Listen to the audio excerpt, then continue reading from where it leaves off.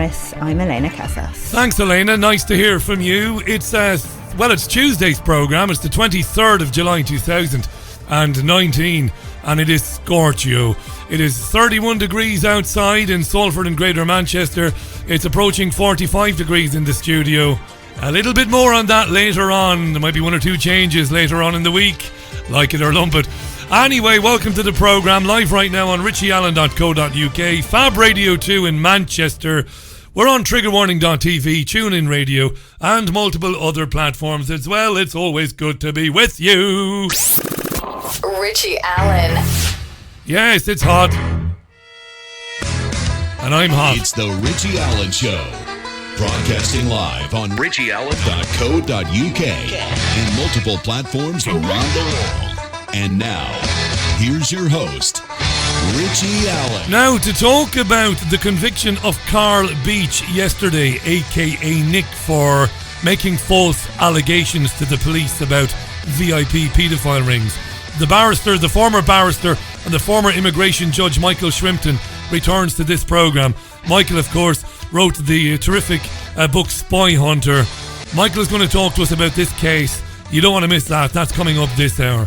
And in the second hour, I'm delighted to welcome back to the programme a true heroine, a remarkable lady. Maggie Oliver returns to the Richie Allen Show to talk about her brand new book, Survivors Fighting for Justice. Maggie spent 16 years as a police officer and detective with the Greater Manchester Police. She blew the whistle on the failures of Greater Manchester Police and how they did not protect child victims of grooming gangs in Rochdale. And you don't want to miss that. Maggie Oliver. Maggie's story, and the story of the girls, importantly, was dramatised by the BBC in 2017 in a series called Three Girls. Maggie Oliver to talk about an outstanding book. I finished it today. It really is. It's as compelling a memoir as I've ever read, and I do mean that. So it's a packed Richie Allen Show then. Nothing like it. Europe's most listened to independent radio show. I am Richie Allen. I'm scorching. I'm in my birthday suit. Got the old birthday suit out. The birthday suit. Yeah, I got the birthday suit out. Did I say that, did I? Will I say it again? No? All right. Yes, it's glorious. It's lovely. It's lovely unless you're working. Yeah. And when I get my holiday in August, I bet you it'll be grim up north. It'll be grim. It'll be grim. There's a small problem with the Richie Allen website. The genius that is Hayden Hewitt, who gives of his time for nout, by the way. You know, Hayden looks after that website and doesn't ask for anything for it. It's going across to a new server, and we're waiting for the SSL to go live. I'll pretend I know what that means. Haven't a clue. Haven't a Scooby-Doo. But Hayden does. Thanks be to God. Valentine tweets, "It's so hot I went back to my ex just for the cold shoulder." Boom, boom, boom, boom. Yeah, that tops anything I could come up with, Valentine. Good stuff. Right, let's move on. There's only one place to start then. Boris Johnson beat Jeremy Hunt comfortably. You might have heard Elena in the news bulletin talking about that. He won with 65% of the vote, and he is the new leader of the Conservative Party, meaning that tomorrow, Wednesday, he will take over from Theresa May as the Prime Minister. Yes, he will. After Prime Minister's questions tomorrow, Boris Johnson will be yours and mine Prime Minister. In his victory speech, he promised he would deliver Brexit and unite and defeat Jeremy Corbyn. Yes, we're going to get Brexit done, says Boris, on October 31st, on Halloween. We're going to get it done. And it's going to be tickety-boo. It's going to be tickety-boo, says Bojo. Here he is. Here's a snip of his victory speech. Bojo. I read in my Financial Times this morning that no incoming leader has ever faced such a daunting set of circumstances, it said. Well, I look at you this morning and I ask myself, do you look daunted? Do you feel daunted? I don't think you look remotely daunted. To me. And I think that we know that we can do it, and that the people of this country are trusting in us to do it, and we know that we will do it. Yes. And we know the mantra of the campaign that has just gone by. What's the mantra of the campaign that's just gone by? in case you've forgotten it. I've forgotten it. What is it? You probably have. Yes, I have. I said, what is it? Always a couple of... What was that? What was the mantra, Boris? Just answer the question. Deliver Brexit, unite the country and defeat Jeremy Corbyn. And that is what we're going to do. Yeah. And I know some wag has already pointed out that deliver, unite and defeat was not the perfect acronym for an election campaign, since unfortunately it spells dud. But they forgot the final E, my friends. E for energize. And I say to all the doubters, dude, we are going to energize the country. We're going to get Brexit done on October the 31st. We're going to take advantage of all the opportunities that it will bring in a new spirit of can-do. And we are once again going to believe in ourselves and what we can achieve. And like some slumbering giant, we are going to rise and ping off the guy ropes of self-doubt and negativity with better education, better infrastructure, more police, fantastic full fibre broadband sprouting in every household. We are going to unite this amazing country. Yeah, sprouting inside your brain, 5G. That's what it'll be doing. Well, you've got to admit, dear listener, it's not going to be dull anyway. Even though it doesn't matter a damn, it's not going to be dull. Bojo there. What does Jeremy Corbyn think of all this? Well, Jeremy is going to bide his time. And when he's good and ready, he's going to proffer a vote of, or a motion of, I should say. He's going to proffer a motion of no confidence in Boris Johnson. Here's Corbyn. We will table one when appropriate to do so. And tomorrow there will be Prime Minister's question time with Theresa May for the last time. I understand Boris Johnson... I mean, both of them are establishment to the bone, aren't they? Both Corbyn and Johnson. Whatever the fake socialists think about Corbyn and their insane belief that Jeremy is going to deliver us all to some socialist paradise, they're completely wrong, of course. Both of them serve the establishment equally as much as the other. They do. Of course they do. Talked about this a million times. Fractional reserve banking, tweeted about it today. Listening to the two of them, I mean, it's chalk and cheese, isn't it? Isn't it? You've got the vivacious, kind of mad, lunatic optimism of the crazy-haired Johnson, and you have the mumbling, stuttering, absolutely depressive Jeremy Corbyn. It's hilarious. Will be making a statement to the House on Thursday and setting out his general approach, and we'll be setting out our approach of a decent investment-led society that delivers for every part of Britain and all communities. What do you mean by appropriate time? Good question. When are you going to table this no confidence motion, Jezza? When will that be? Will that be before recess? We'll decide when that will be. It'll be... We'll decide. An interesting surprise for all of you. But you are guaranteeing that you will definitely be tabling it? We will do a motion of no confidence at a time of our choosing. Corbyn is wretched, isn't he? Isn't he wretched? And of course, if I was still of the belief that we could change things through voting, of course he would be my natural bedfellow. Yes, of course he would. But he isn't. He's a disaster, isn't he?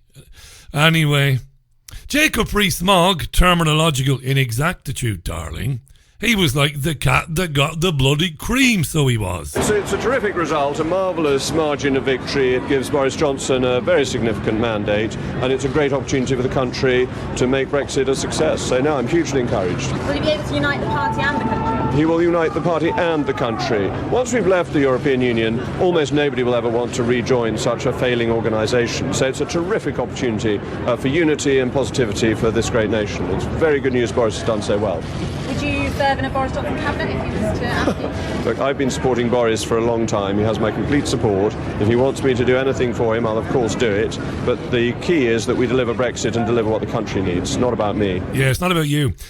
Now, that was Mogg being stopped on the street by a reporter. Later on, he joined Adam Bolton near Westminster, and Adam Bolton asked Jacob Rees-Mogg, are we now closer with the appointment of Johnson?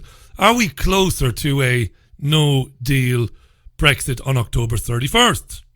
What did he say? It's, in my view, the more likely it is that you'll leave without a deal, the less likely it is you'll leave without a deal, because it's so key to the negotiating strategy, and that the European Union tends to respond to pressure and to deadlines, and therefore if it looks as if we might leave without a deal on the 24th of October, we're more likely to get a deal by the 31st of October. If, on the other hand, we were to take it off the table now, oddly, we might get absolutely nowhere in the next 3 months. So it's an absolute crucial part of the negotiating strategy. I mean, just physically, there's an awful lot to do in an incredibly short period of time now, isn't there? Work expands to fill the time available, as we all know. When you're writing your brilliant pieces for the Sunday Times, and sometimes you're squeezed for time, you always get it done, don't you? When you've got a week to do it, you don't even start.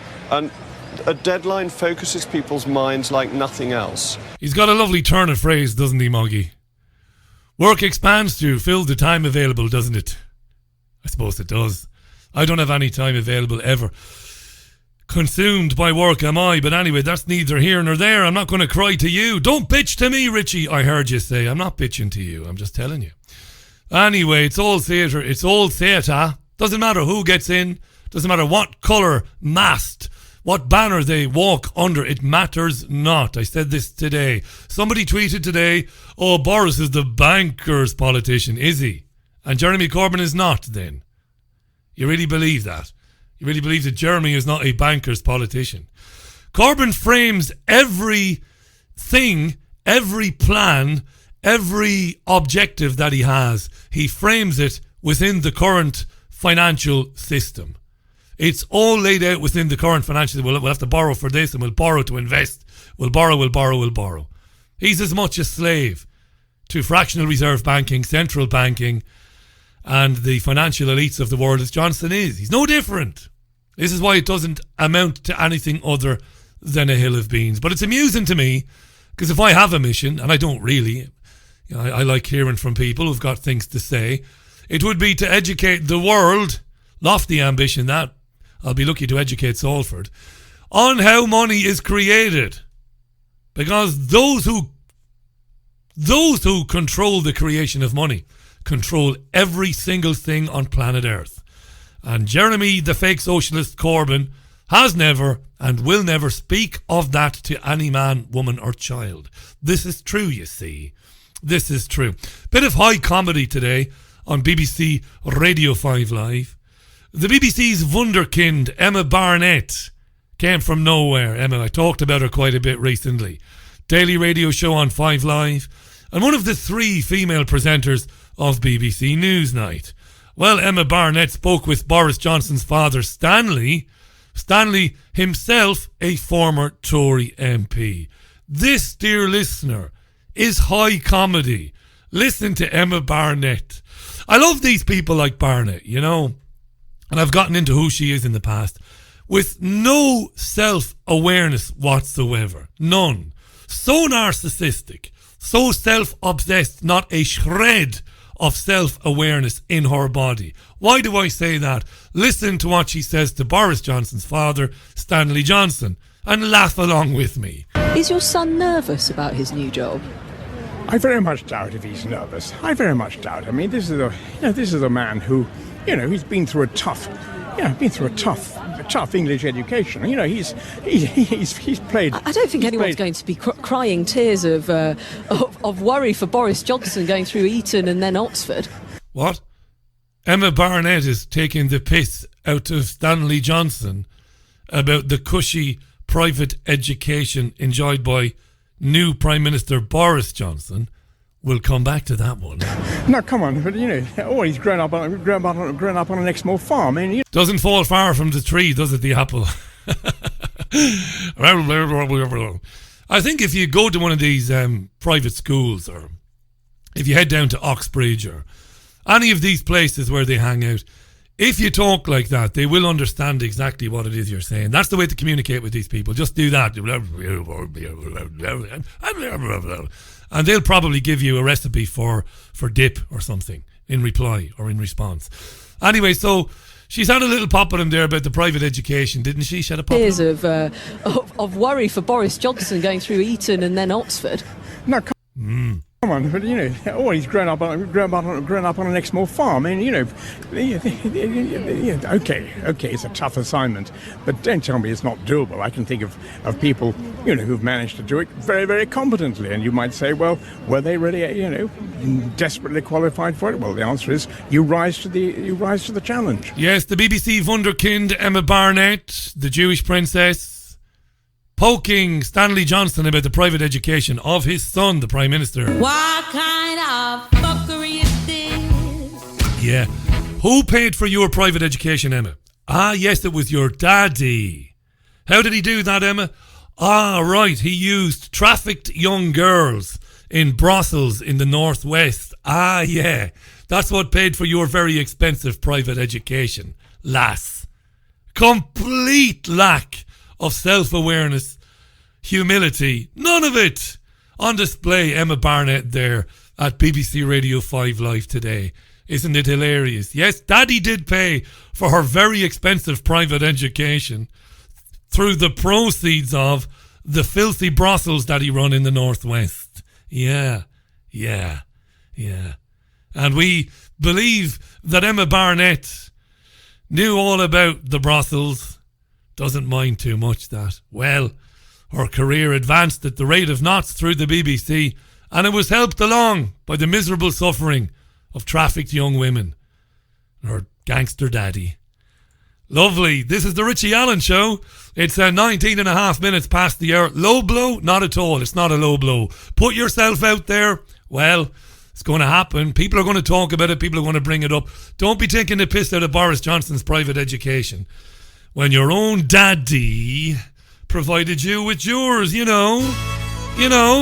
have some humility, girl. It could just be the heat is going to my head. This is your Richie Allen Show on Tuesday, July 23rd, 2019. Yeah!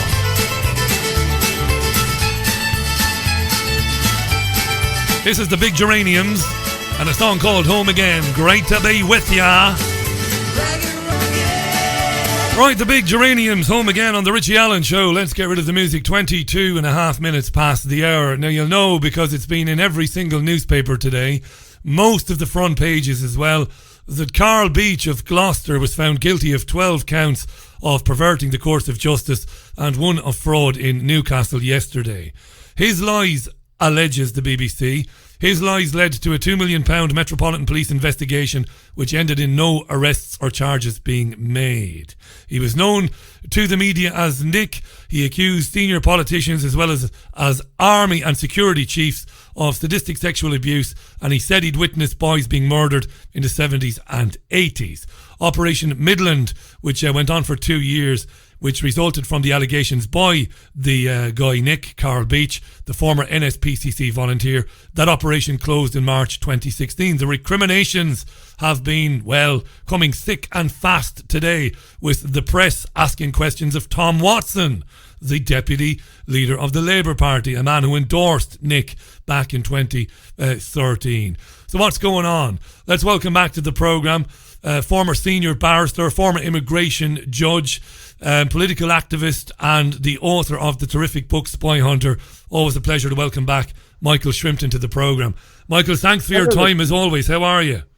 Fine, thanks, fine. A great pleasure to be on the programme. Thanks for doing it. I knew if I called you tomorrow there'd be no chance. We got a test match tomorrow. 4 days. There's a test match, yes, we are playing. The Irish are in Lords tomorrow. Let's hope it lasts for 4 days, Michael. I shall be at Lords, yes. Let's pray that it lasts for 4 days. That's all I'm hoping for. Let's get 4 days of play. Indeed. Now, let's talk about Carl Beach. When I mentioned this to you yesterday and invited you to come on, you said Beach, to quote you, you said it was a put-up job. What did you mean by that?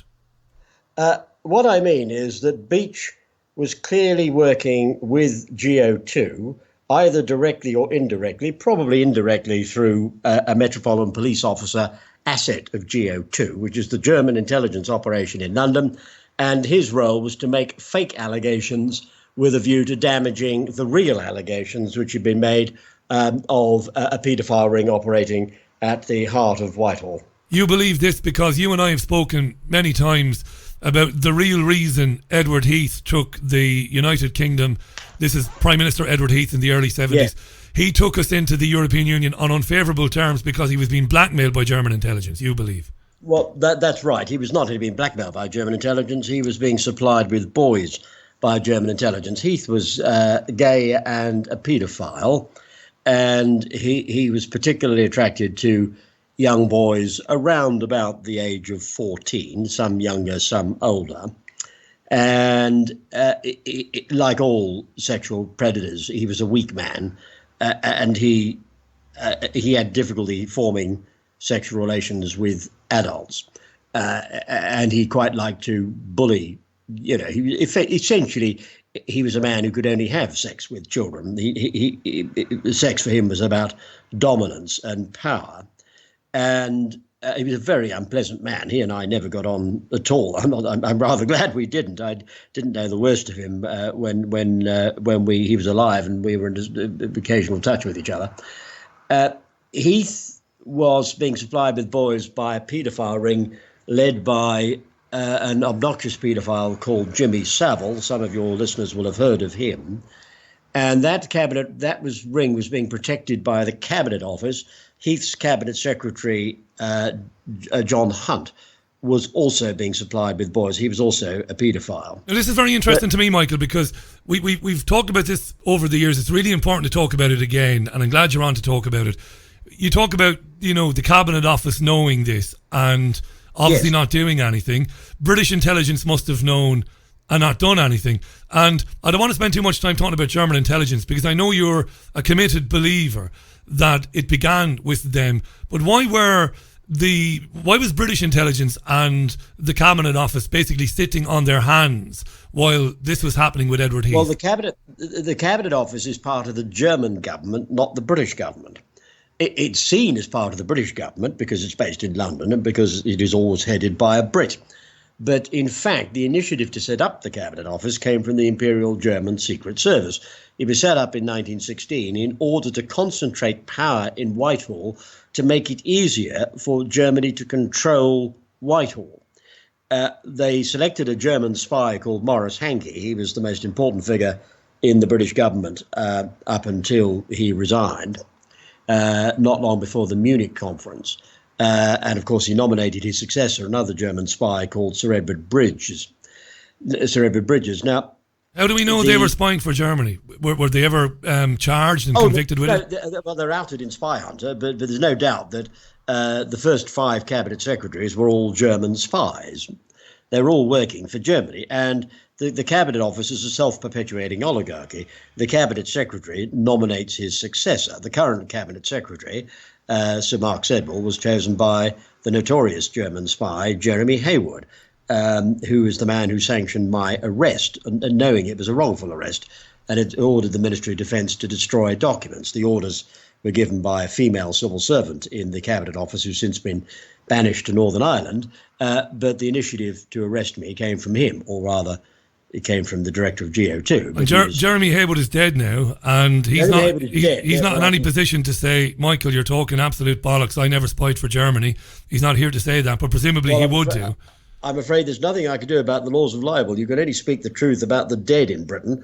That's because of our libel laws. Our libel laws effectively prevent the truth about the living being known whilst they're still alive. I'm well aware of it. As a journalist, I'm well schooled in libel law. Yep, there's nothing I can't bring. Look, if I could bring Jeremy Hayward back to life, I would. And if I could ensure that he was put on trial for his crimes, I would be only too delighted. Well, before we go back to where we came in and to talk about Nick, because it's very important, and paedophilia today, give me a scrap of evidence to support your contention that former Cabinet Secretary Jeremy Hayward was spying for the Germans. And look, I read Spy Hunter. Of course I did. Give me a scrap. Give me some evidence. Otherwise, we'll move on. Go on. Well, he ordered my arrest. My arrest had to be ordered from the Cabinet Office. The Ministry of Defence admitted that they didn't call it. They didn't report my intelligence briefing to the Secretary of State for Defence.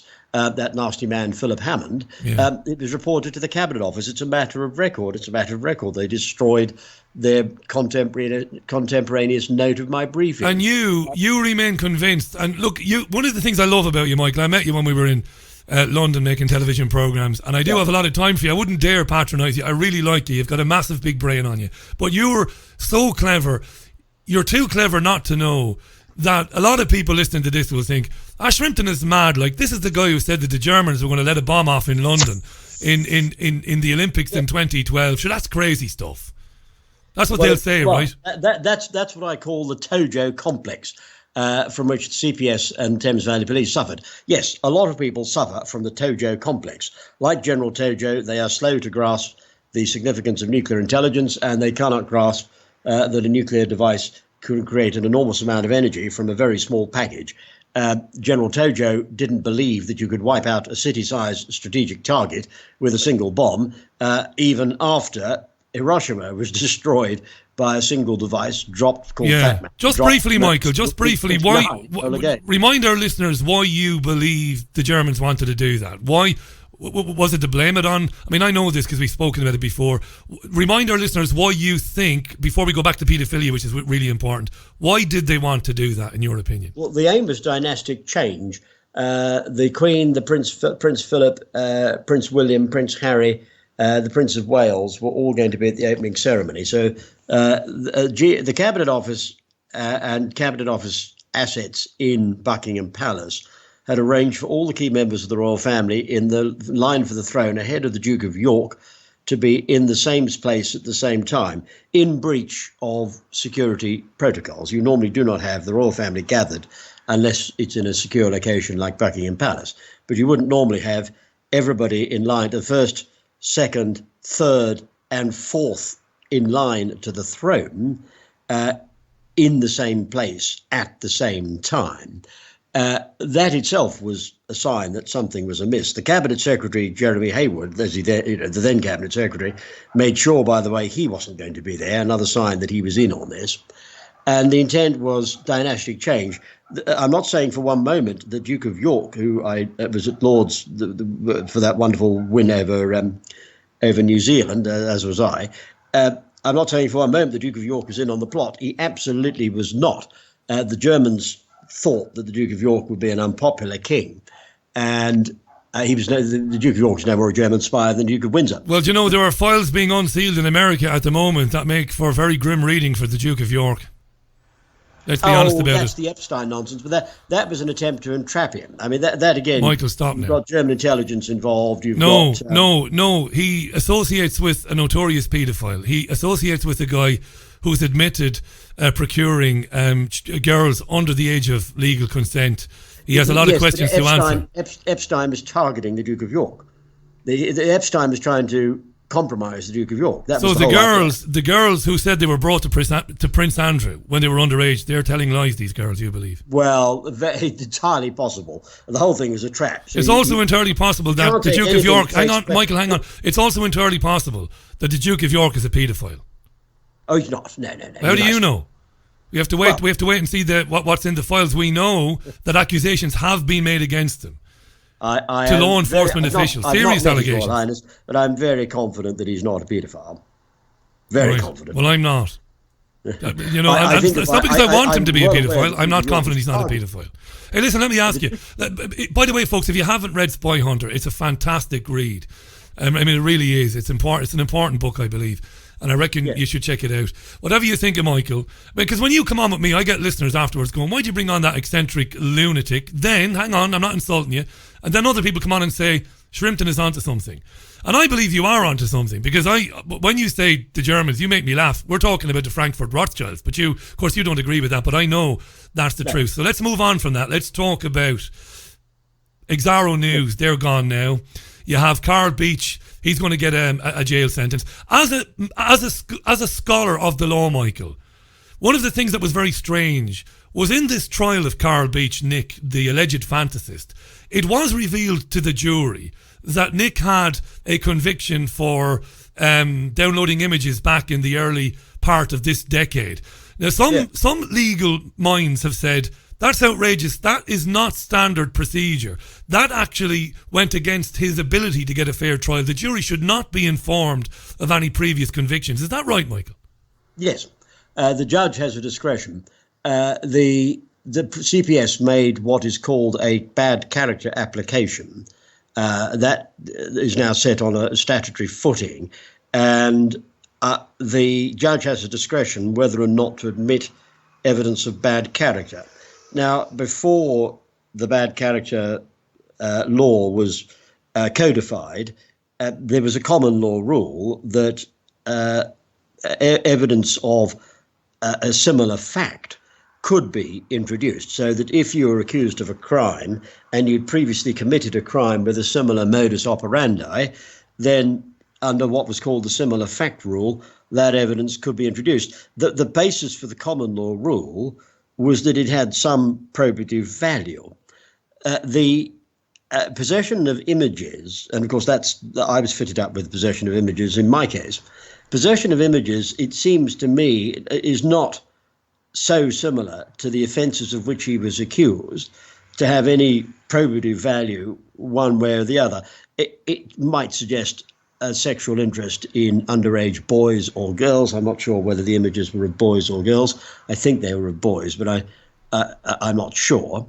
I disagree with you, Michael, by the way, because if I was on that jury and I learned early on that the guy had a conviction of downloading the images or whatever, it would prejudice me against the man. Oh, yes. Undoubtedly, I think that there's no doubt that the CPS, the intent of the CPS in introducing this conviction was to prejudice him in the minds of the jury. Yeah. And I think there's no doubt that once the jury were told about that conviction, that was the end of the case. And of course, the CPS followed a similar strategy in my case.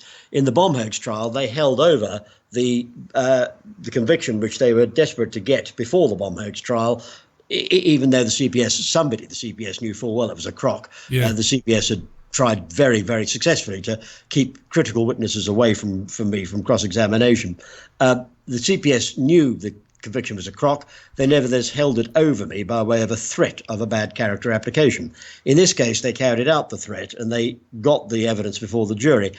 My own view is the judge, with respect, should not have permitted that evidence to go before the jury. The reason I say that is although it had some limited probative value in the sense that it's not entirely irrelevant to the issues in the case, its prejudicial effect was overwhelming and deprived him of a right to a fair trial. Fair enough. I hear you loud and clear. You're saying it did have some probative value because it speaks to the guy's integrity and his state of mind and all that. I totally agree with that. Let's move. I don't think the Court of Appeal will overturn the conviction. It gives him grounds for appeal, but I think the Court of Appeal will not disturb the conviction.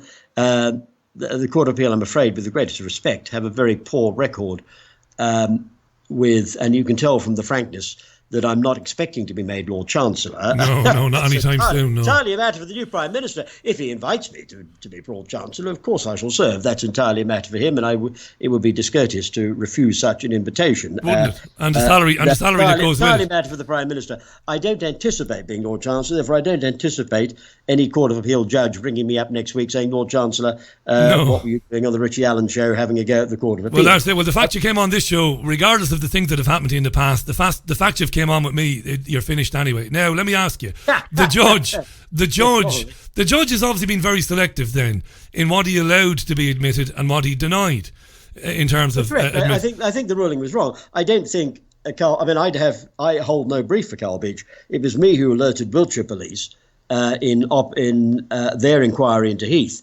I warned Wiltshire Police in 2016 that Carl Beach was a put-up job and that what he was saying was completely untrue. So, and I think that was one of the first warnings to the police that Beach was a fraud. So I don't disagree with the conviction. I don't disagree with the allegation that. But it's an operation. The whole thing looks like an operation. So let me ask you this. It doesn't matter.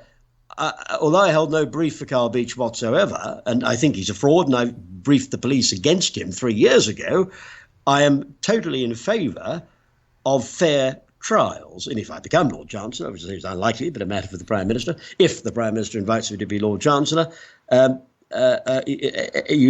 listeners may rest assured that I would do nothing whatsoever to interfere with the fairness of trials. I would want to see nothing but justice done. And do you know what's interesting, Michael? I'll tell you what's interesting. Carl Beach's lawyers wanted to admit into evidence information about allegations made about Harvey Proctor in the 1980s in Newcastle.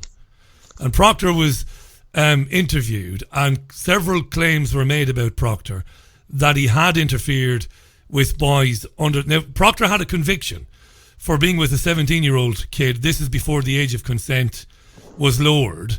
But also there were other allegations made about Proctor involving 13 and 14-year-old boys. Now, allegations do not mean that they were true, of course, but those allegations were there. There was sworn testimony about Proctor. And Beach's lawyer or barrister wanted to introduce this to impugn Proctor's, position, and the judge said no. So it's all very interesting. Yes, you see, this is the difficulty. The judge has allowed the prosecution to adduce evidence of Proctor's bad character, and the judge has said that his conviction for downloading images could go in front of the jury. Well, I think that ruling, with respect, was wrong. If I was sitting on the Court of Appeal, which I won't be, but if I were sitting on the Court of Appeal, I would not allow it. I would overrule the judge. There's no chance of my sitting judicially on the case. Having expressed a view, I would recuse myself if it came in front of the House of Lords and the Lord Chancellor was back sitting in the House of Lords as he or she should be. It doesn't matter for the new Lord Chancellor, whether it's me or somebody else, to get the Supreme Court abolished and bring back the House of Lords in its judicial capacity. So back to where we came in, Michael. Let me jump back in, because this is important in the time we have, and we go off in tangents, you and I. Let's stay with the cover up then. So Beach is a put up job to deflect attention away from the reality of paedophilia in Westminster. We remember Tim Fortescue very well back in 1997. Talking about it being a common thing for MPs to get caught with boys, and then they would be left off the hook as long as they did what they were told in the future by the whips. So here we are in 2019. We have Alexis Jay's inquiry ongoing. Paedophilia in the power structure, in politics, at the top end of politics, still going on, still rampant? Yes. Well, we saw the Madeleine McCann case. A German paedophile ring kidnaps a young girl. She was going to be supplied to a member of the European Commission for sexual abuse. So that although we shut down that ring, we shut down. I had a hand, I'm pleased to say, in shutting down 3 paedophile rings in total as a result of that case. 1 in Brussels, 1 in Spain, and 1 in Sao Paulo in Brazil, or mainly operating in Sao Paulo in Brazil. You won't find so many kids disappearing off the streets of Sao Paulo these days, thank God. Number of kiddies disappearing off the streets of Paris and ending up in paedophile rings in Madrid is also gone down, thank God. But yes, although we shut down 3 rings in that case, there's no doubt that we didn't shut down all of the rings operating. As far as I know, the Germans replaced the ring we shut down with another one. It's important for the Germans to be able to have leverage over members of the European Commission. Yeah, but forget about the Germans for a minute, Michael. We've got our own paedophile rings. In this country, my understanding is... Let me finish my point very briefly, and then I'll get out of your way. It's my understanding that in this country, 10,000 children a year go missing in care. Now, just for my listeners, let me explain that. A lot of children are taken into care every year. Tens and tens of thousands are put into foster care for various reasons. Sometimes sexual abuse, sometimes physical abuse, sometimes very dubious reasons. 10,000 go missing. That's an official figure. In other words, at 13 or 14, they run away from their foster families. Nobody's ever heard of them again. Number of very learned men and women have told me, some privately, some on this programme, that they are being trafficked. And it is by paedophile rings operating in the UK. Forget about the Germans for a minute. I know your obsession with the Germans. We have it in this country too, right? Yes, but run by German intelligence. You see... But Michael, that's preposterous. Let me just jump in for it. It's preposterous to suggest that the only paedophile rings existing are run by German intelligence. That's preposterous. Well, you know that. It would be preposterous to make that suggestion. It's not the suggestion I'm making. What I'm saying is that the more important and more dangerous of the paedophile rings are protected by the Cabinet Office, who in turn control the police and the CPS and have influence over local authorities, because most chief executives report to the Cabinet Office.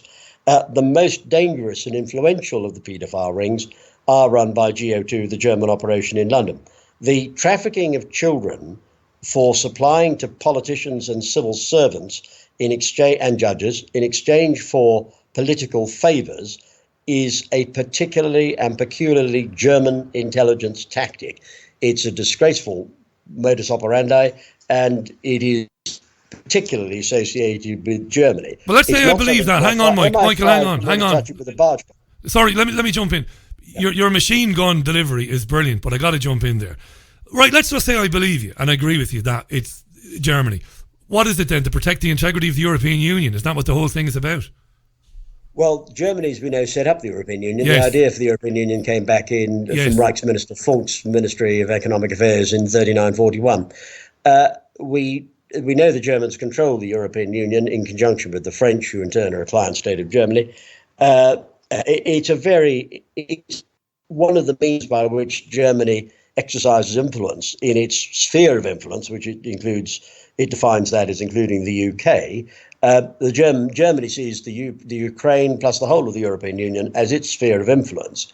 And one of the means by which it exercises influence is the supply of children to paedophiles in positions of power and authority. And in America, Jeffrey Epstein was doing this. This is what Epstein was doing. Epstein was definitely working for intelligence agencies.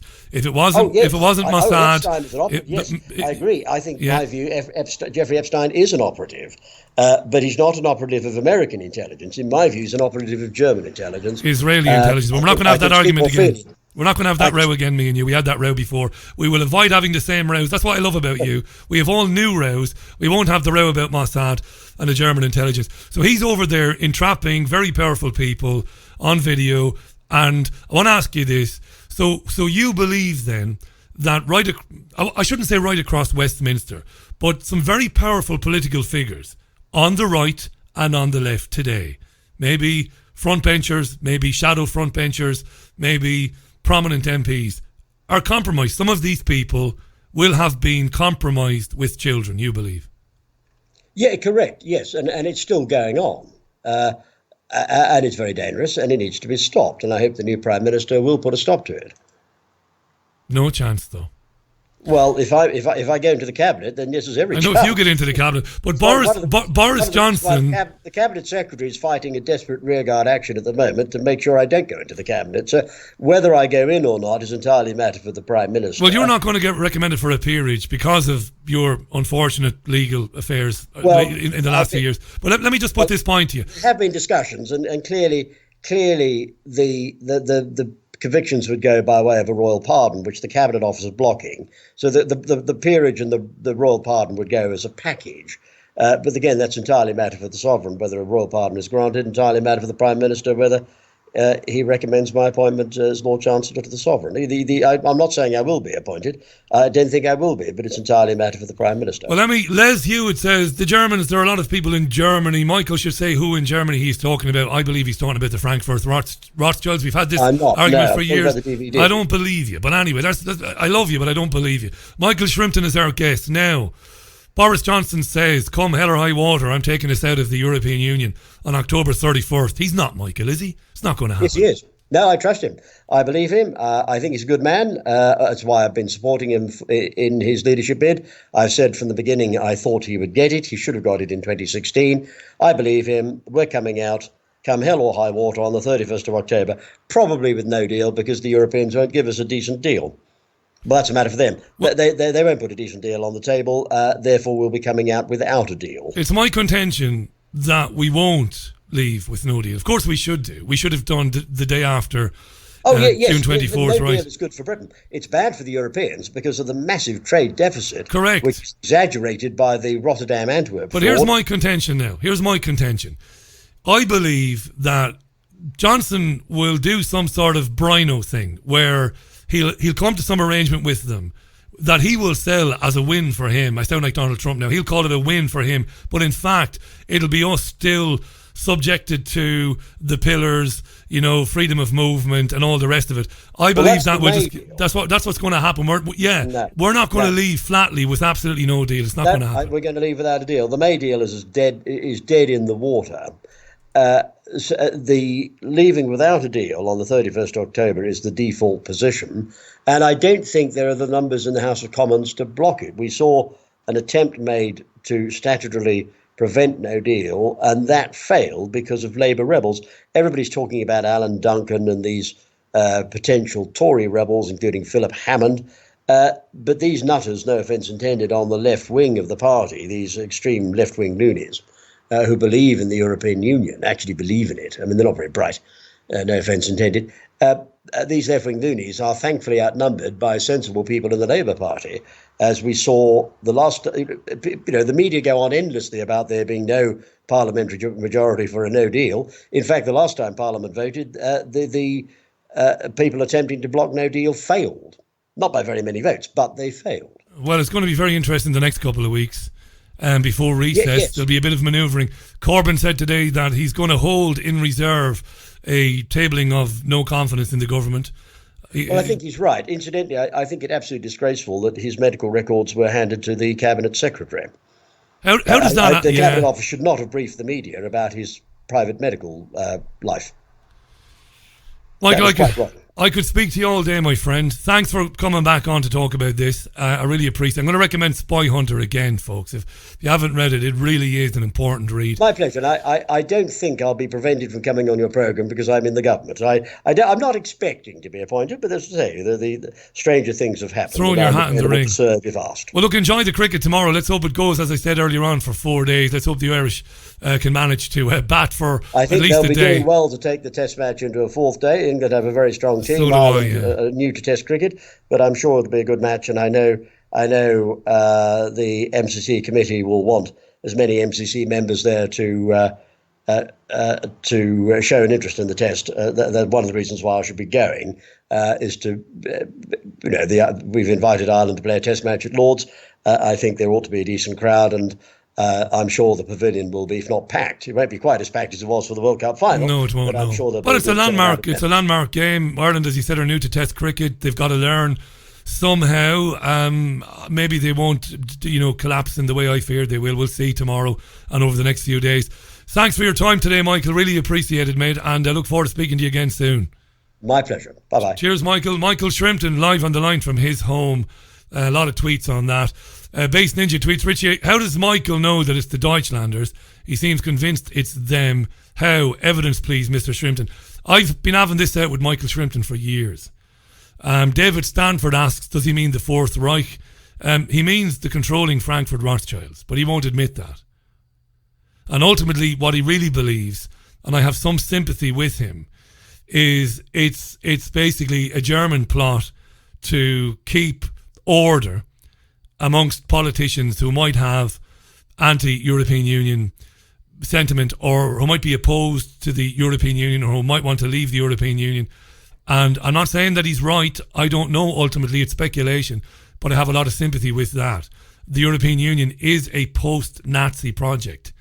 I've done endless programs explaining how the European Union came to be and how many Nazi lawyers and officials were involved at the very beginning of it. Wonderful book called The Nazi Roots of the Brussels EU, which lays it bare. Absolutely right. So there's a lot of misdirection with Michael Shrimpton, deliberately. Very clever guy.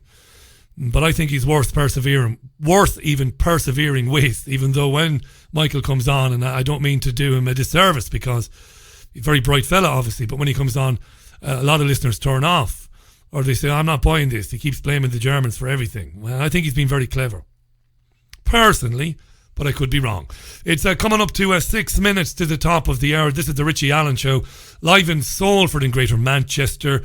It is the 23rd of July. We were talking, Michael and I, about England versus Ireland at Lord's tomorrow, a 4-day Test match.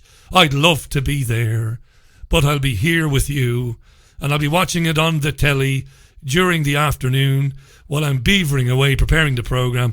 I've got to make do with that. If I was living in London still, I might have taken a couple of days holiday and gone to see a bit of Ireland. That's Ireland versus England at Lord's. This is Cat Stevens, by the way. I'm going to grab a drink of water, back with you in a couple of minutes. This is Wild World. Melting here.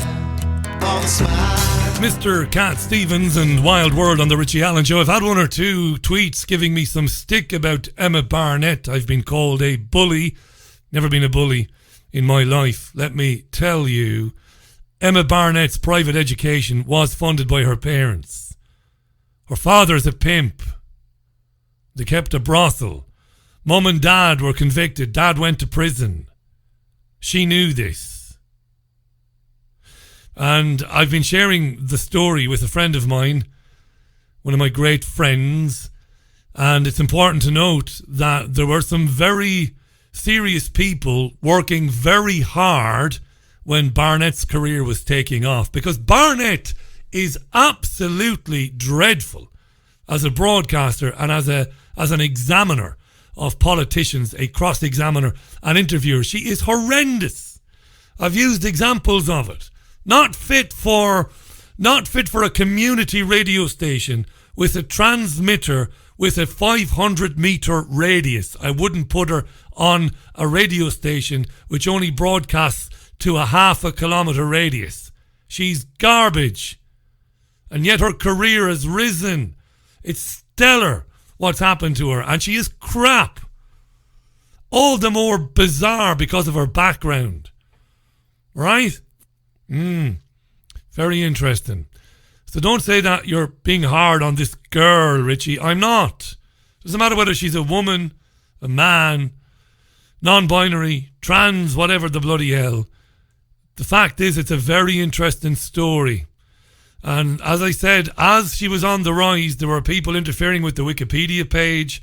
There were people interfering with Google search results when people wanted to find out who this young woman was. Private education paid for by the trafficking of young women. Because when you run a brothel, it is inevitable. Some of the girls working for you are there against their will. No doubt about it. That's a fact, you see. And facts are still very important in 2019. At least they are on this programme anyway.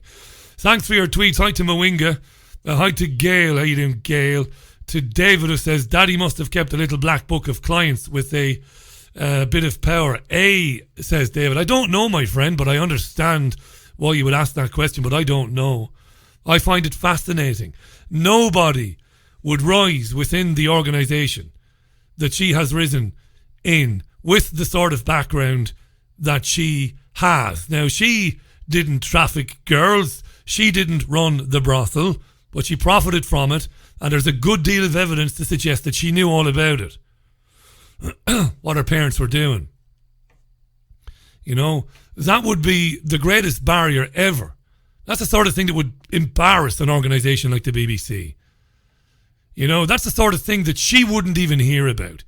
That senior management would be like, yeah, just let that Barnett woman go. Yeah. Give her a couple of late night programs and then just let her go. Just don't use her anymore. But no, stellar rise. Incredible, really, in the organisation. It's exactly 6 o'clock.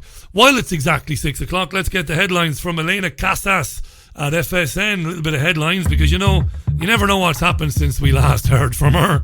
You know, I've not been paying attention because I've been speaking with you and Michael Shrimpton. Over to Elena. From Feature Story News in Paris, I'm Elena Casas.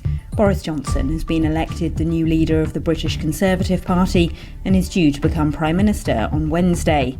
South Korea has fired hundreds of warning shots at a Russian military aircraft that entered its airspace, and India has denied President Donald Trump's claims that Prime Minister Modi asked the US to mediate in the Kashmir dispute with Pakistan.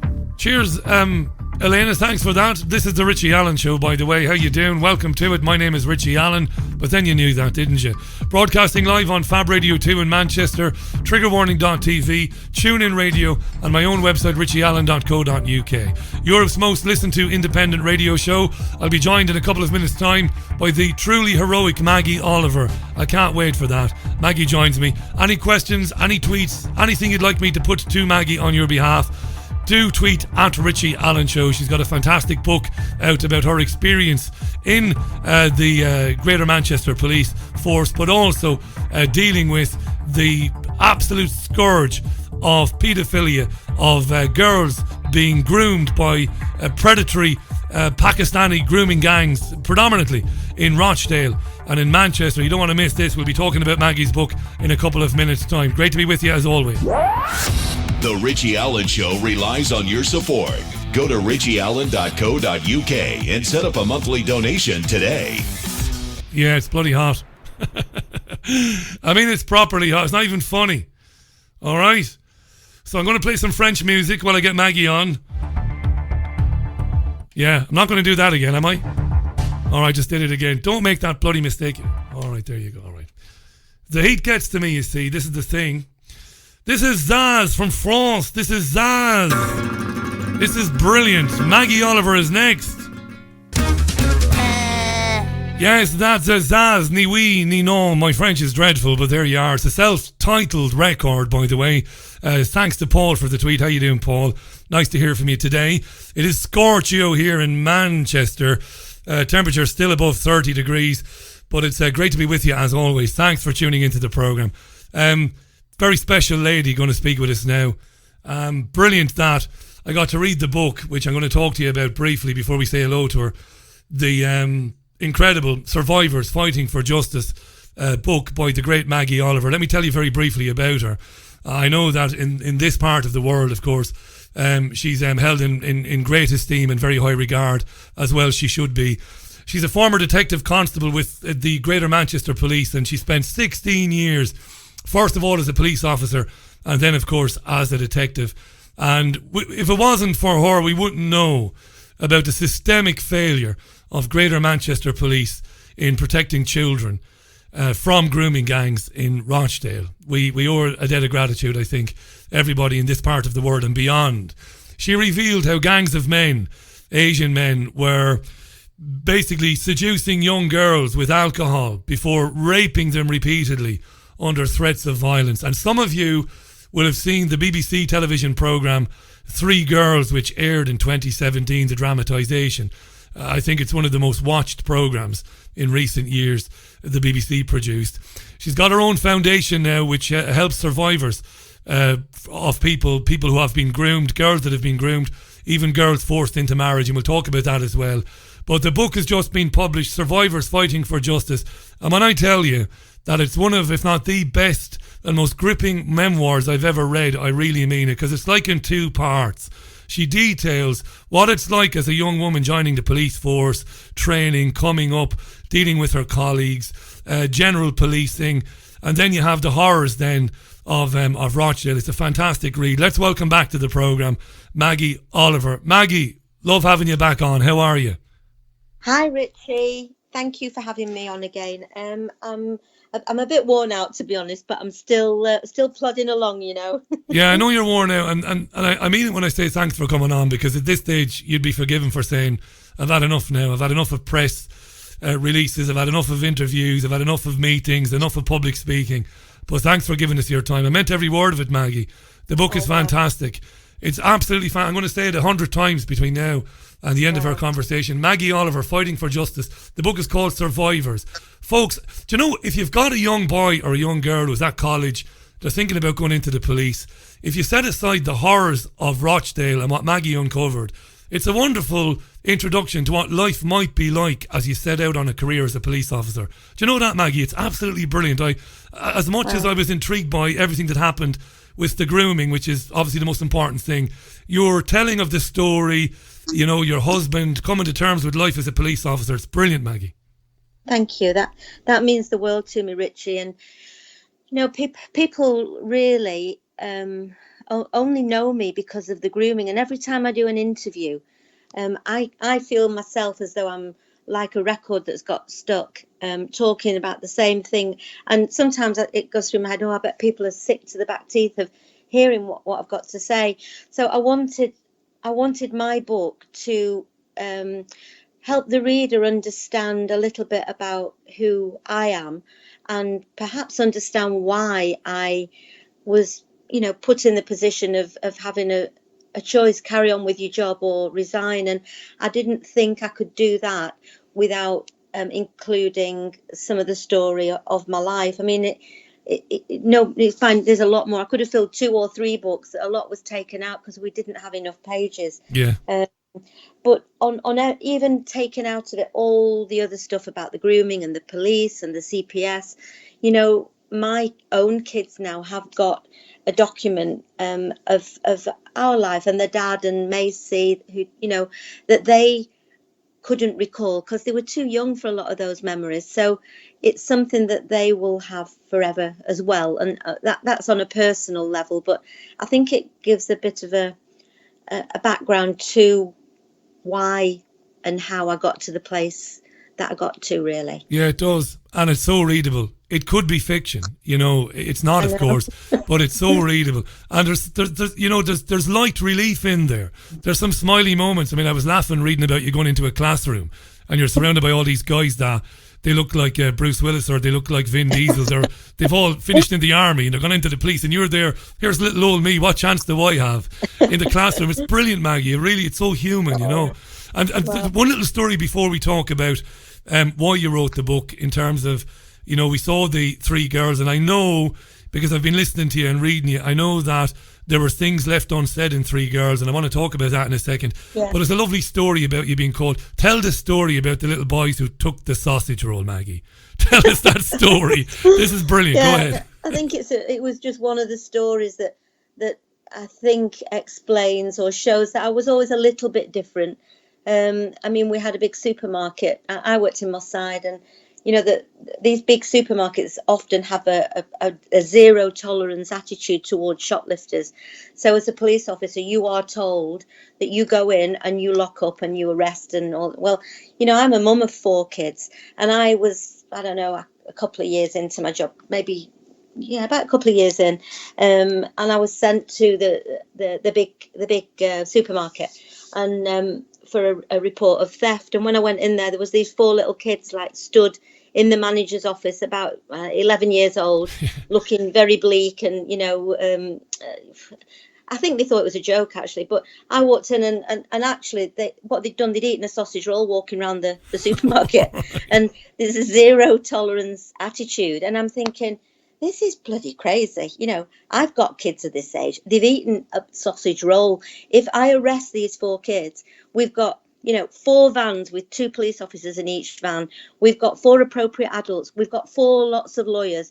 We've got, you know, for what? For like a 50p sausage roll. So I got the mums in and, you know, got them to pay for the sausage roll, tore them off a strip, and they probably got a good hiding when they got home. But probably. I nearly lost my job because it was, you know, I got hauled up before the chief inspector, and, you know, with a serious face, he gave me a proper ticking off and said, you mustn't do that. But, you know, that was a little bit of an example of how I always saw things in a slightly different way.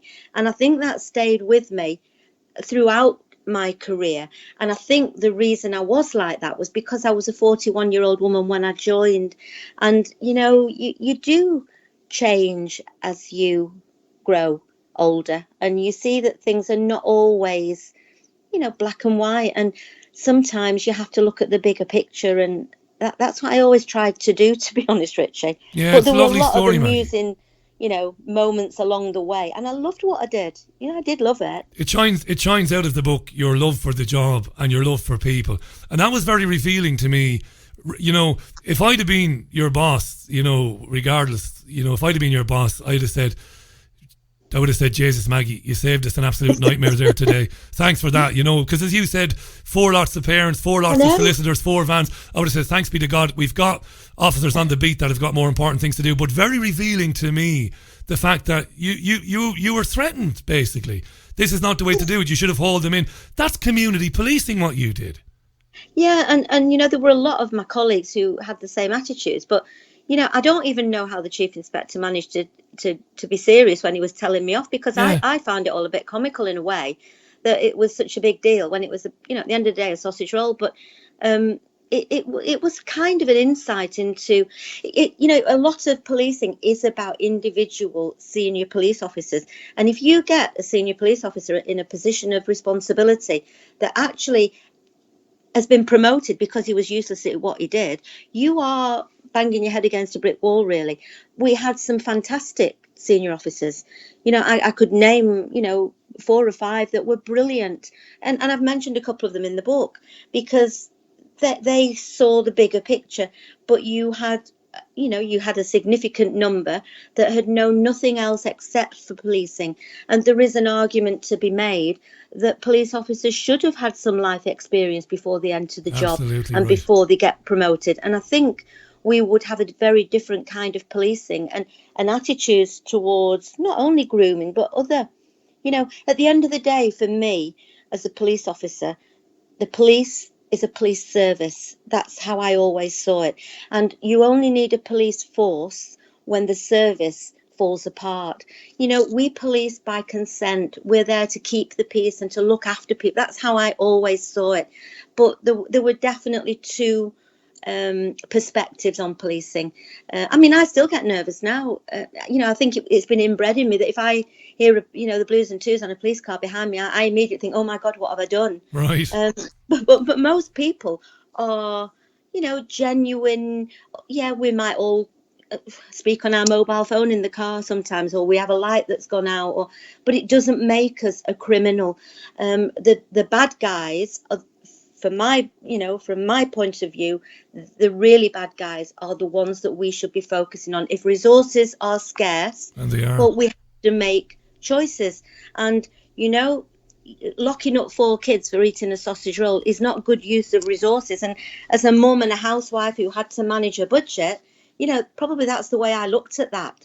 And I still think it was the right way to look at it, even though longer a police officer. No, human being first and police officer second. You're absolutely right. Just before we move on to talk about the book and the central theme of the book, very briefly, wasn't it Tony Blair's government that introduced ridiculous targets for police forces around the country, and it led to the sort of attitude you talked about there? Yeah, like the performance, we had performance indicators, and my book, the first grooming case that I was on was called Operation Augusta, and at that point in the early 2000s, policing was driven by what were called performance indicators, and they were targets basically. So if a member of the public rang in and they'd had property stolen, like a theft from a motor vehicle, property stolen out of the car, that was given priority over everything else, because it was it reflected in performance in the targets. So you had response times, and you had to have an outcome, prosecution, or find out who had stolen the property.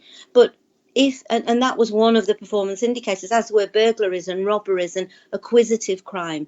If you had an 11-year-old child who was being groomed and sexually abused, that didn't reflect on any performance indicators. Right. So actually, the police service didn't care about it. But that, a big part of the problem I have is that they talk the talk, and the public would think that, you would automatically assume that a crime of that magnitude and that potentially destructive outcome for a child's life would mean it would be an absolute priority, but that wasn't the case. So let's move on and talk about this then. Maggie, let me plug the book. I'm going to plug the bejesus out of the book now. It's a terrific read, folks. I can't endorse it highly enough. Maggie's book, Survivors Fighting for Justice, is a must read. It's such a human book. It's such a great human story. Maggie puts you right there with her, right along the path, right up to the time when she had to confront this. It really is superb. Survivors Fighting for Justice. All good online retailers and good bookshops buy the book. I read the brilliant article. Sorry, go ahead, Maggie. Go ahead. Just stay there while you've made that point. I thought, WH Smith Travel is different from WH Smith, and not all airports are stocking it. I believe that Manchester is just about to start, because I didn't know till last week that it wasn't being stocked. I hope that will be changed. But if people want it for going on holiday, which is a lot of the feedback I'm getting, they need to buy it either on Amazon online, or Asda are stocking it, or Waterstones, before they get to the airport. You might not have it in the airport. Yeah. That's a good... Right, well, thanks for that. I read Julie Bindell's piece, by the way. I know you met Julie. It's a brilliant article in the Telegraph about the book, and about meeting you and speaking with you over a bit of calamari, I believe. And it's a really, really great article. Well done, Julie Bindell. And you told Julie that one of the reasons for the book, you're so humble, Maggie, it's incredible. You've not got an ounce of ego or pretension about you. You wrote the book because one of the things that annoyed you was Three Girls was brilliant and it was very important, but you felt that it let the CPS, the Crown Prosecution Service, and the police, it left them off the hook a bit. Yeah, I did feel that. And, you know, anything in life is a compromise. And, you know, I was the programme consultant on the drama, and I worked on it for 4 years. But there were things that were not said that I felt needed to be said. I think partly for me to be able to let go of it slightly, in the way that I feel that my book documents all the facts, not just a selective view. I mean, the BBC did a fabulous job, I think, of explaining and educating the country about what grooming is. What I didn't feel it did was show the depths that the police and the CPS had gone to in order to make it a simple case to prosecute, or a simpler case to prosecute. And the collateral damage of doing that was that dozens of kids actually weren't heard, didn't have a voice. And so I felt the need to tell the story about what wasn't done as much as what was, because, as you know, Richie, you know, all police forces, but Greater Manchester Police, have a very powerful public relations juggernaut, and they are very powerful. They are the voices that are heard in the local press. Even the press will only go so far, and the BBC equally is a very political organisation. You know, they will not rock too many boats. So I think it was safe to tell the story of the victims in a way, but perhaps it wasn't as safe to really go down into the depths of the failures by the police and the establishment and the CPS. So I've tried to plug that gap, and I've tried to make it as simple and as clear to follow as I could with just the big issues, because there is still more, but you know, you can only do so much, and I've tried to take the reader through my journey and help them to try and be as shocked and feel the horror that I felt at each stage, as each separate failure was kind of made known to me. And I've still not got over some of those things, Richie, and I don't think I ever will. I remember when we first spoke back in 2017, I could hear even then the bewilderment in your voice as we were talking about these things. Let me remind our listeners, former Detective Constable Maggie Oliver is on the line. We wouldn't know about the systemic failures of the police in Manchester and how they failed to look after the victims of grooming gangs in Rochdale without Maggie blowing the whistle on it. We wouldn't know about this stuff. She is heroic. You know, I'm not just saying that because she's here. I say it all the time. Thank God for her. She's the best of us, really. And put herself on the line and eventually resigned over it and blew the whistle on it. We've all seen Three Girls. These men were given alcohol and cigarettes and everything else to seduce very young girls who didn't know any better, and then they were raping them and doing horrific things to them. And Maggie's on the line to us now, and just to touch on what you said there about the stuff that maybe the BBC might have focused on. I mean, talk to us about when you were on the Operation Augusta. Talk to us about, you know, having all that evidence gathered, hundreds of suspects, lists with evidence, with hard evidence. Even one of the suspects turned out to be a serving police officer, which is absolutely incredible, really. You've all this stuff there, it's all there, it's packaged, it's delivered. It should be sent to the Crown Prosecution Service, the Director of Public Prosecutions, and people should be arrested and charged. Nothing, Maggie. I think that's more likely to be me, Richie. Yeah. I mean, and we talked about this in 2017. Talk about that again, that bewilderment at that stage. You know, your superior officers handed all the stuff, not doing anything.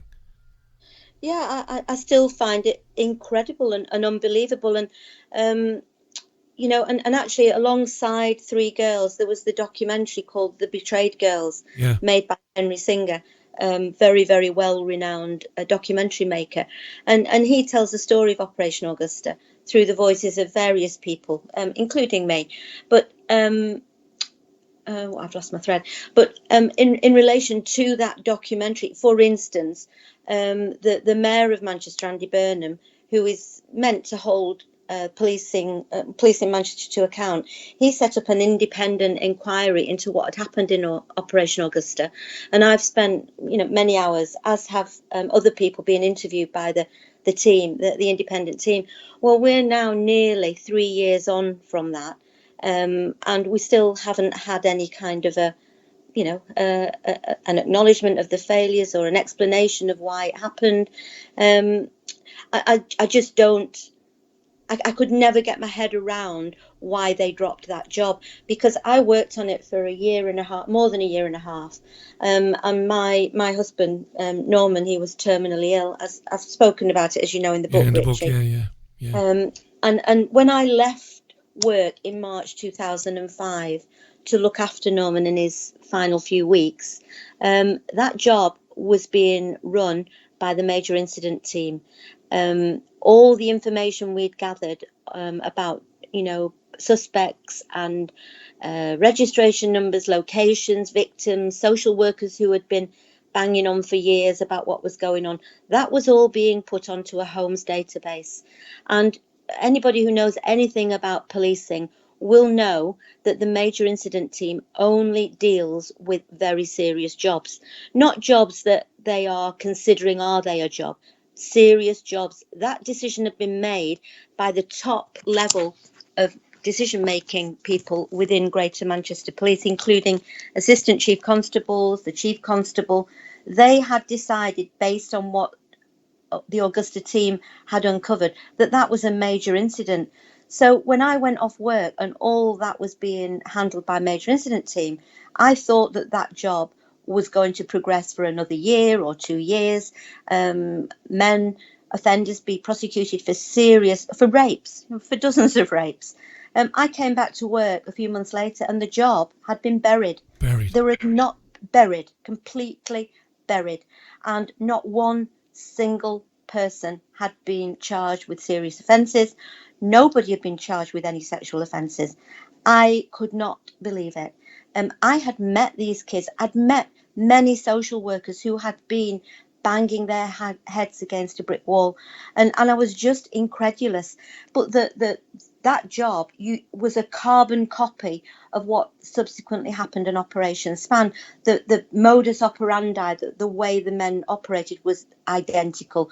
The victim profile was identical. The offender profile was identical. But my husband had just died, and I tried to be heard back in 2005, and nobody wanted to hear. But I didn't have any. There'd been a gap between the job being closed down and me coming back to work. There were no answers, but I didn't have evidence to support what I knew was the truth. And I wasn't in a very good place personally. I'd still got 4 kids, 2 of them at school. My husband I'd been with for 30 years, nearly had died. And reluctantly, I had to let it go. I couldn't do anything about it. What was that truth, Maggie? That truth, because they closed down Operation Augusta, despite the body of work there and all that material, forensic gathering of evidence. You had gone to look after Norman. You're incredulous. Norman has passed away. The hardship of that you've described in the book, it's heartfelt. It really is. And then you find out that they've dropped it completely, and you know the truth, and the truth has got something to do with the 7th of July terrorist attack in London, which is extraordinary. Tell us about that. Yeah, well, I didn't know that at that time, Richie, because obviously I didn't have access to the database anymore. It had been closed down. But a few years later, I became aware that the last entry on the database for Operation Augusta had been the night of the 6th of July 2005. Now, my husband, my Norman, had died on the 5th of July. It's burned in my head. Norman died on the 5th of July. The last entry was on the night of the 6th of July 2005. The morning of the 7th was the London bombing. Now, in my book, I have said people should make up their own minds. But you'd be interested to hear, actually, Richie, and it's very relevant. I did an interview last week on one of the TV channels where that fact was brought up. and GMP were asked for a right of response. Their response was that the decision to close down Operation Augusta had been made in early 2004. Well, that is it is completely It's wrong. a barefaced lie. It's a barefaced lie because the last entry, as you said, is on the 6th of July 2005. Yeah. And just in case one or two of our listeners haven't put the pieces together, we're talking about predominantly Asian men grooming young girls. It looks very like, and Maggie in the book is brilliant. She's very fair, Maggie. She says, look, these are the facts. You make your own mind up. Well, I tell you what I've concluded. I've concluded that somebody has decided this is a political hot potato, that after the following day you had the 7th of July terrorist attacks in London, somebody has decided, let's just drop this now because it's going to look like we're picking on Muslim men in the country. The situation is already inflamed with people's feelings around Muslim men. Let's just stop this investigation. What a barefaced lie that is to say it was closed down in 2004, Maggie. Yeah, and I know, I was working on that job in March 2005. The major incident team weren't brought onto it until December 2004. So it is a lie. But what I would say, because I am very fair, I've tried, this is in my head every day. This has become a big part of my life. And I have spent many, I can't even tell you how many sleepless nights and days and months trying to reason what was going on. And I don't feel it is just as simple as that anymore. I do think that it's definitely about attitudes, in my opinion, but it is more than just an attitude. It's more than just the racial dynamics or the ethnicity of offenders. I think it's an attitude that comes from the top, that, people at the bottom, the people at the top consider victims or survivors, children like this, as being less than human in some ways, that they don't deserve to be protected. But that attitude can be seen in things like the Grenfell Tower fire, where those people in that tower block don't matter. But if it was their children in that tower block or their mums and dads, they would make sure that the cladding was not flammable. Hillsborough, those people were written off as, troublemakers and alcoholics, and the people at the top covered up what they were doing because they didn't want to be, it's not worth you look at even at the NHS, that is predominantly used by people who don't have money now to pay for private healthcare, and it's falling apart and crumbling. Schools, we don't have enough teachers, but the people at the top, they pay for private schooling, they go to boarding schools and Harrow and Eton. They live in a different world, and the people that are running our country are from that section of society. So people at the bottom don't matter. But my horror was that Chief Constable started the road into policing at the place I started. They promised to uphold the law, to protect the vulnerable, to act with impartiality. And at what point do they let go of their conscience and focus on what the people at the top are telling them to do? They took the oath you took. So, and we talked about this in 2017. So you believe that among the ruling elite there is a callous disregard for people, but people are subhuman. They're not worthy of of thinking about. They're dismissed. I have some sympathy for that. These guys that buried these investigations, they took an oath, as you quite rightly said, to protect people and particularly to protect the most vulnerable in society. But what you were finding out, what you subsequently found out was that very powerful people got involved. In terms of politically powerful people got involved at the Home Office, Maggie, to tell police forces around the country to stop investigating these grooming gangs. Yeah, I mean, and again, I didn't know that back in 2005, and I didn't know it when I resigned in 2012. I only found that out because these things are hidden. They are concealed. The BBC will never tell that, nor will the Chief Constable. They all, club together and they protect the establishment rather than tell the truth. But the reason I found that out was purely because Nazir Afzal, who was the head of the CPS, halfway through Operation Span, he came on board, but he made it public that in 2008 the Home Office circulated police forces and told them that they should not investigate these kinds of crimes. And I wasn't aware of that until Nazir Afzal made that public. Now, that would make sense to me of what happened throughout the country, because this kind of crime was allowed to grow and evolve, not only in Rochdale, but in Rotherham and in Telford and in Oxford and in Huddersfield and Sheffield. And we've got cases coming out of our ears all over the country. And I always say I am not racist. For me, this is about the law. And the law says that a 40 or a 50-year-old man cannot have sex with a 12 or a 13-year-old child, get her pregnant and walk away as though he's done nothing wrong. And if it was my son, or, you know, somebody who lives across the way from me who was a 25-year-old or a 40-year-old man, he would be charged with rape. You know, we wouldn't be sending emails to police forces saying, well, we'll let them off. So there is some kind of a twisted mentality behind that.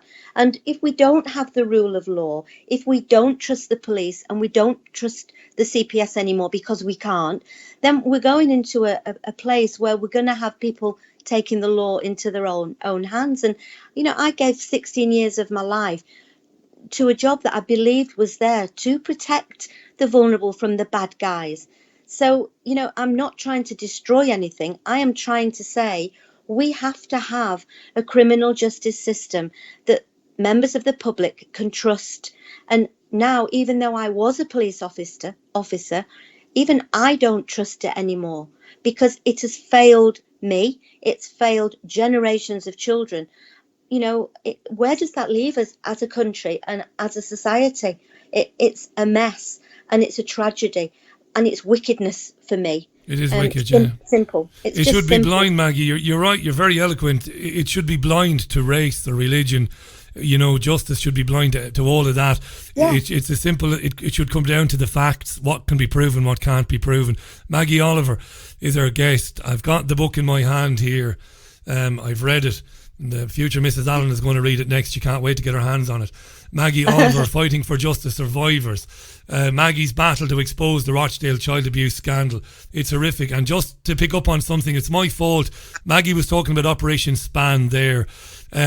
Operation Span, Augusta was shut down on July 6th, effectively 2005. In 2008, there was another inquiry which fell apart but was picked up again in 2010. That was called Operation Span, and Maggie was approached to join the team.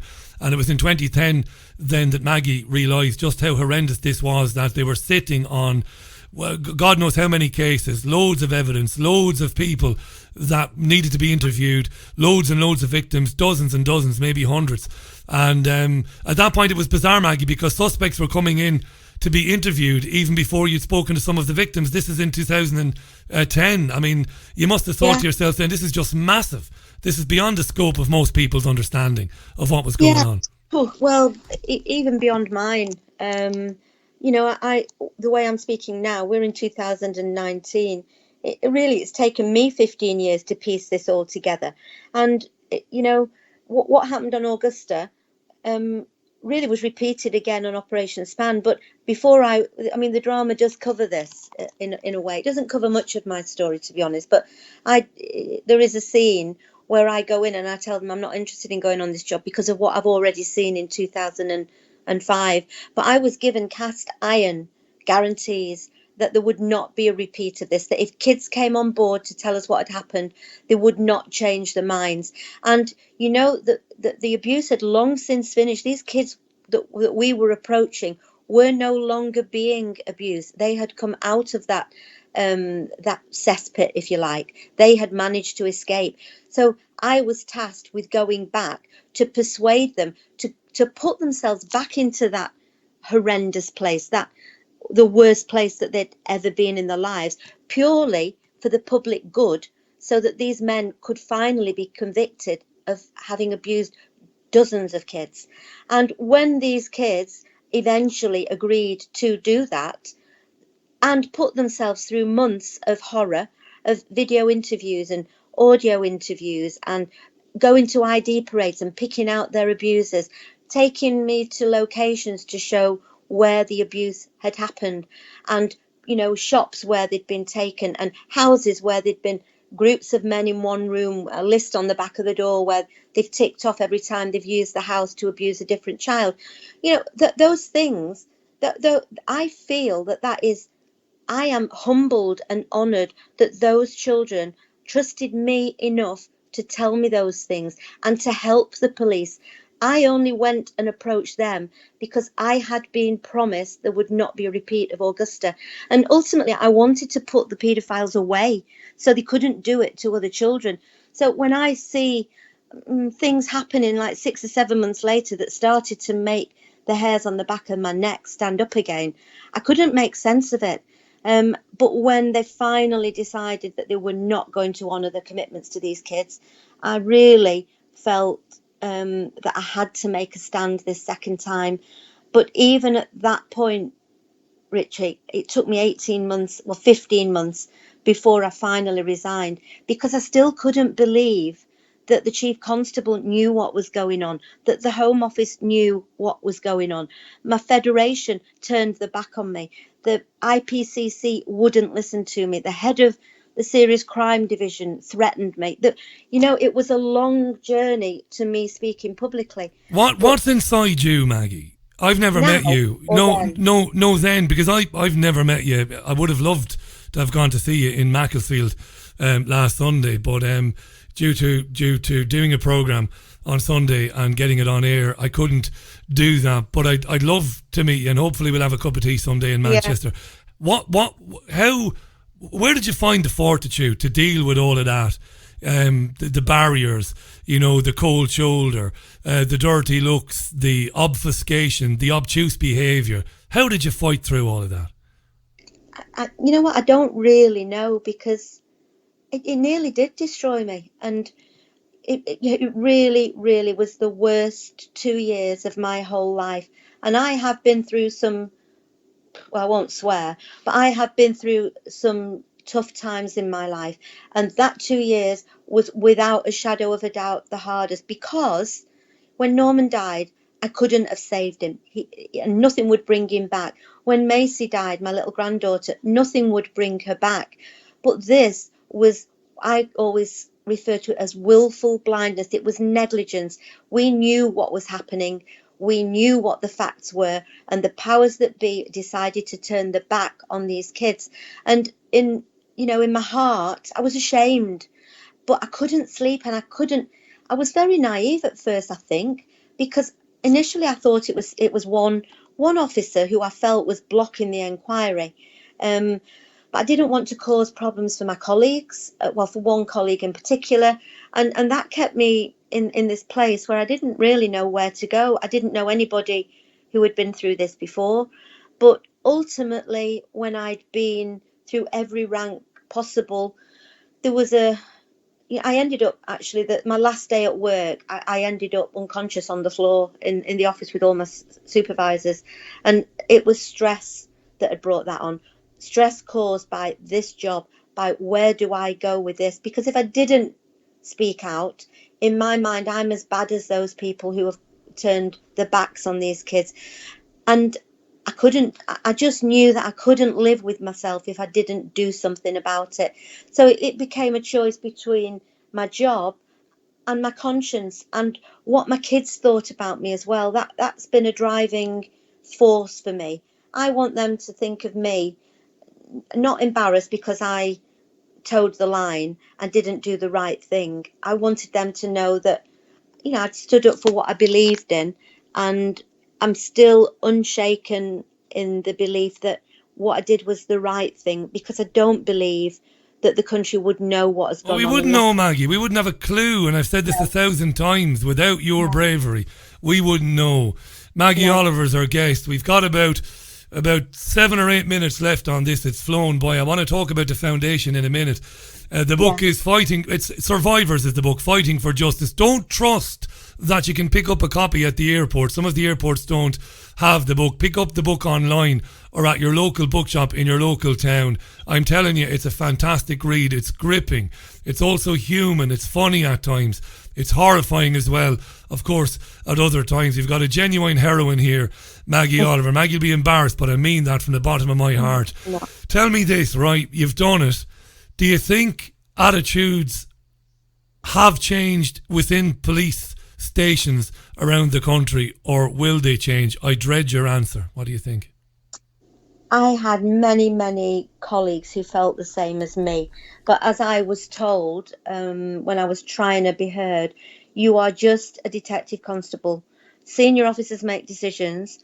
You do as you're told. And if you can't do that, maybe you're in the wrong job.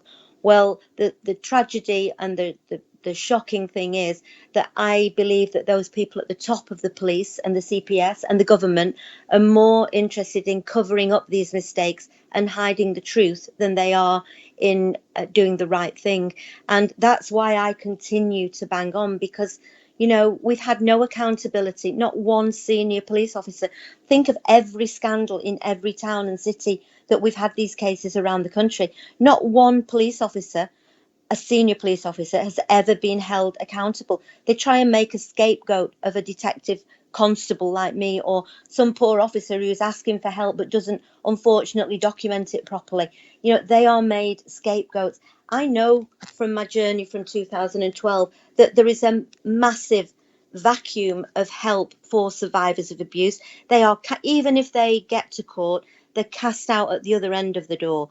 There is no counselling. There's no psychotherapy. They don't get criminal injuries compensation because nobody helps them to do that, and they don't know where to go. They are destroyed in many ways, even when they go to court, by the system, far more so than they are by the abuse itself. And that's why I'm starting the Maggie Oliver Foundation. As you mentioned, Richie, I had my launch event at Shrigley Hall in Macclesfield on Sunday, and it was a phenomenal event. It was mainly to announce that, you know, we're here.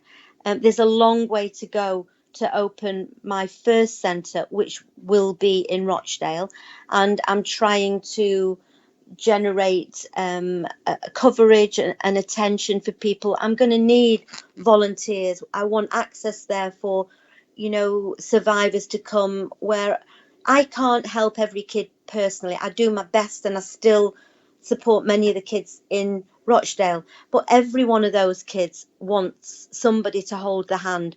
You know, I know now what, up to a point, where I would take a survivor who needs counselling or psychotherapy, or just somebody to listen to them, and that is not there for these kids.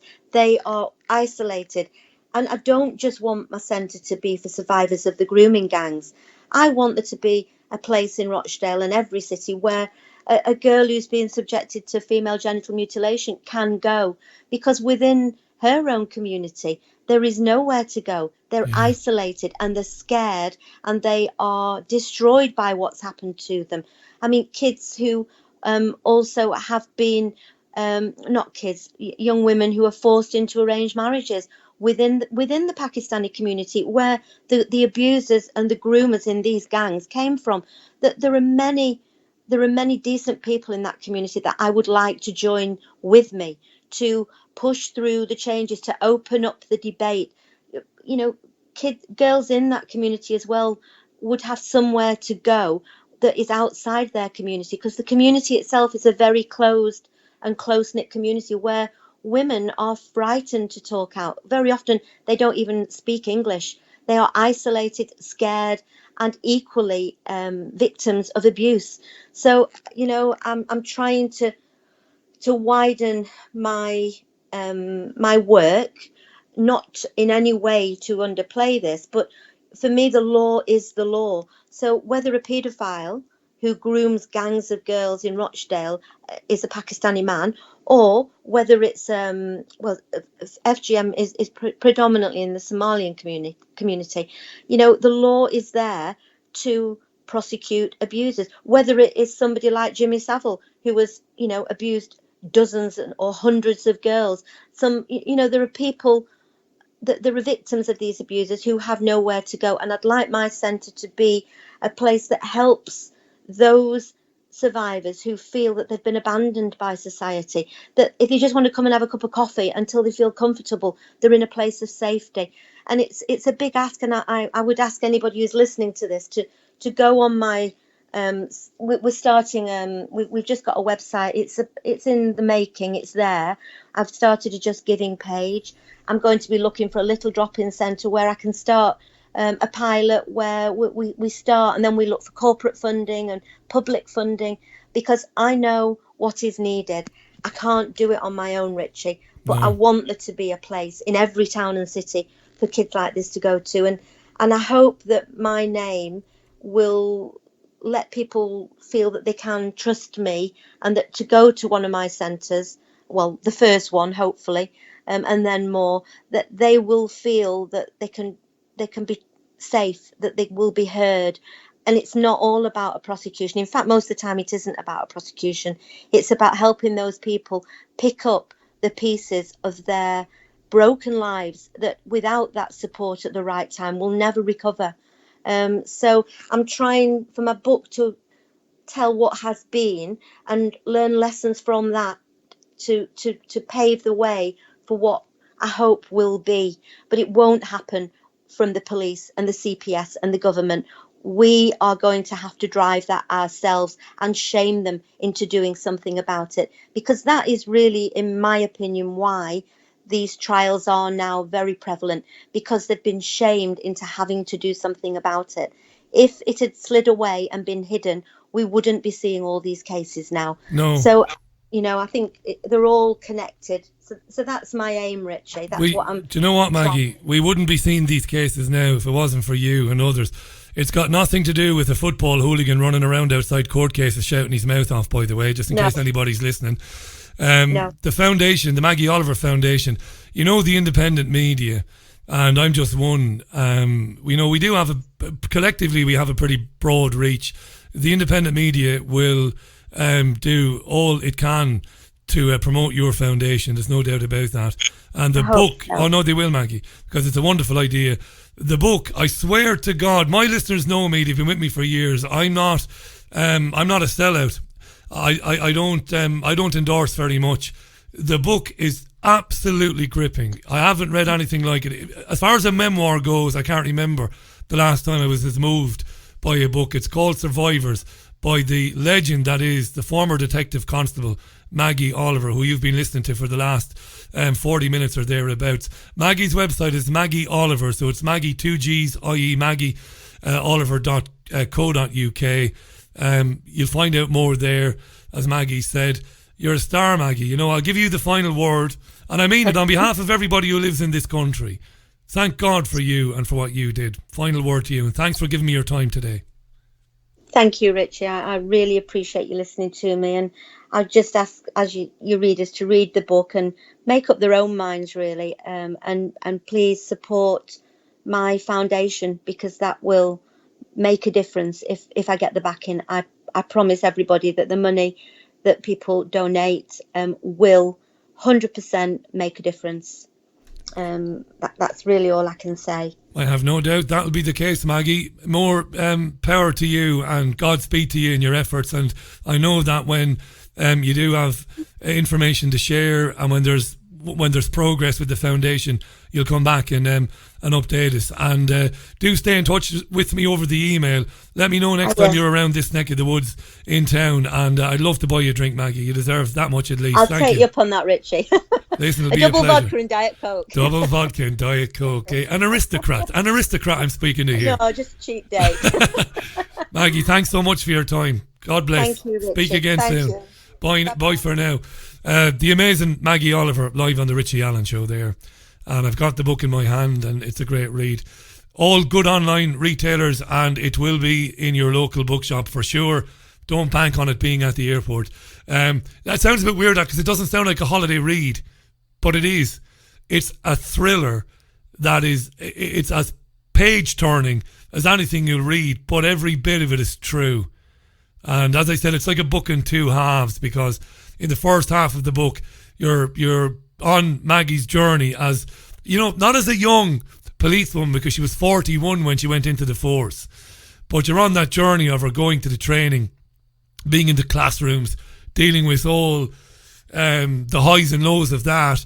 You know, her indifferent husband Norman, who she loved, who died some years ago, as she said herself, Maggie, back in 2005. And his kind of indifference, he was very supportive now, but his indifference to her going through that training and not, you know, understanding it, and it's just wonder. I won't say any more about it. It's terrific.